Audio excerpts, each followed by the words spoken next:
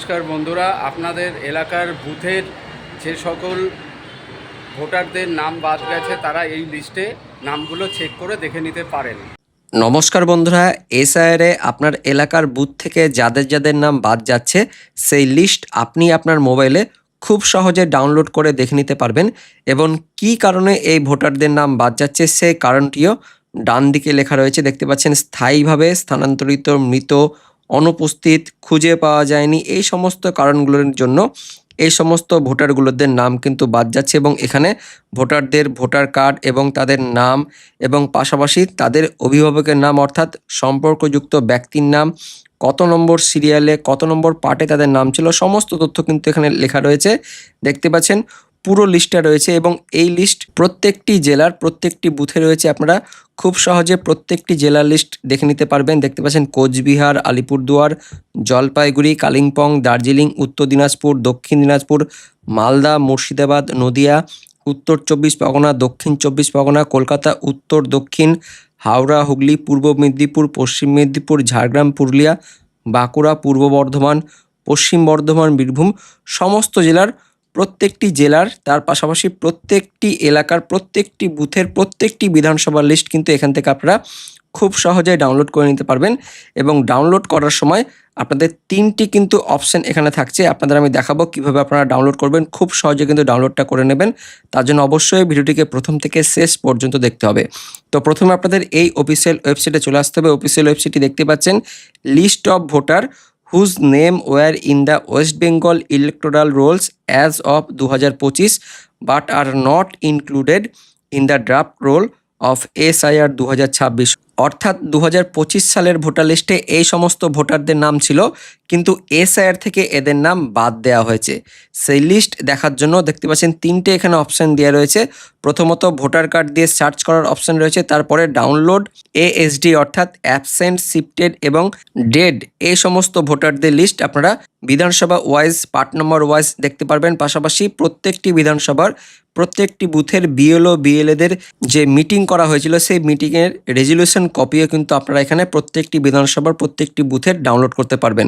তো আপনাদের আমি এক এক করে এটা দেখাবো। প্রথমে আপনাদের আমি দেখাবো আপনারা প্রত্যেকটি বুথের যে এএসডি লিস্ট অর্থাৎ মৃত, স্থানান্তরিত এবং ডুপ্লিকেট এই সমস্ত ভোটারদের লিস্ট দেখার জন্য এখানে আসার পর আপনারা নিচের দিকে চলে যাবেন। নিচের দিকে যাওয়ার পর আপনি যে জেলার লিস্ট দেখতে চাইছেন সেই জেলার লিস্টটা কিন্তু এখান থেকে সিলেক্ট করে নেবেন। আমি এখান থেকে দেখাচ্ছি মুর্শিদাবাদ এবং এখান থেকে আমি বিধানসভা সিলেক্ট করে নিচ্ছি 61 অর্থাৎ লালগোলা বিধানসভা সিলেক্ট করে নিলাম এবং সেই বিধানসভার মধ্যে যতগুলো বুথ রয়েছে দেখতে পাচ্ছেন সমস্ত বুথের নাম এবং তাদের সিরিয়াল নম্বরগুলো পরপর চলে আসছে। দেখতে পাচ্ছেন 1 2 3 4 করে যত বুথ রয়েছে এই বিধানসভার মধ্যে সমস্ত বুথের কিন্তু নাম 200 এখানে রয়েছে, 256 পর্যন্ত প্রত্যেকটি বুথের কিন্তু লিস্ট এখানে দিয়ে রয়েছে এবং এখান থেকে আপনারা এই যে ডান দিকে এই ডাউনলোড বাটনটা রয়েছে এখান থেকে আপনারা ডাউনলোড করে নিতে পারবেন। তো এখান থেকে আমি যে কোনো একটা লিস্ট আমি এখান থেকে ডাউনলোড করে দেখাচ্ছি। জাস্ট আপনাদের আমি দেখাচ্ছি একটা, এই যে ডাউনলোড করলাম এবং এখান থেকে দেখতে পাচ্ছেন সরাসরি খুলে গেল। এখানে লেখাই রয়েছে বিধানসভা ক্ষেত্রের নম্বর এবং নাম 61 লালগোলা, অংশ নম্বর 171 হোসনাবাদ হাই স্কুল